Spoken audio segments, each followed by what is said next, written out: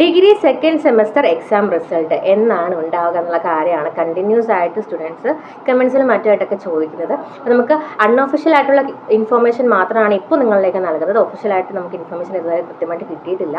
Second semester വാല്യുവേഷനെ base ചെയ്തിടത്തോളം ഡിസംബറിൽ നമുക്ക് valuation camp മാറ്റി വെച്ചതായിട്ടുള്ള റിപ്പോർട്ട് ഉണ്ടായിരുന്നു. അതിനുശേഷം ജനുവരിയിൽ വാല്യുവേഷൻ സ്റ്റാർട്ട് ചെയ്തു. അപ്പം നിലവിലെ അപ്ഡേറ്റ് പ്രകാരം വാല്യുവേഷൻ ഓൺ ഗോയിങ് ആണ് എന്നുള്ളതാണ്. ഒഫീഷ്യലായിട്ടുള്ള ഇൻഫർമേഷൻ വരേണ്ടതായിട്ടുണ്ട്. കൂടുതൽ കമൻറ്റുകൾ കണ്ടുവരുന്നത് കൊണ്ടാണ് നമ്മളിങ്ങനെ ഒരു വീഡിയോ നിങ്ങളിലേക്ക് എത്തിക്കാമെന്ന് പറഞ്ഞത്. അപ്പം ഒരുപാട് സ്റ്റുഡൻസ് പറഞ്ഞിട്ടുണ്ടായിരുന്നു ഈ ഒരു അപ്ഡേറ്റ് നൽകണം എന്നുള്ള കാര്യം. നിലവിൽ ഓൺ ഗോയിങ് ആണ്, പ്രോസസ്സിങ്ങിലാണ്. ഇപ്പോൾ യൂണിവേഴ്സിറ്റി നിങ്ങൾ കോൺടാക്ട് ചെയ്ത് ചോദിക്കുകയാണെങ്കിൽ ഈ ഒരു ഇൻഫർമേഷൻ ആണ് കിട്ടുക, പ്രോസസ്സിങ്ങിലാണ് എന്നുള്ള കാര്യം. ആൻഡ് ഇനി എക്സ്പെക്റ്റഡ് മന്ത് ഓർ ഡേറ്റ് പറയാനും അതും നമുക്ക് വാല്യുവേഷൻ്റെ കാര്യങ്ങൾ അറിഞ്ഞാൽ മാത്രമേ കൃത്യമായിട്ട് പറയാനായിട്ട് സാധിക്കുകയുള്ളൂ. നിലവിൽ ഓൺ ഗോയിങ് ആണ്, പ്രോസസ്സിങ് ആണ്.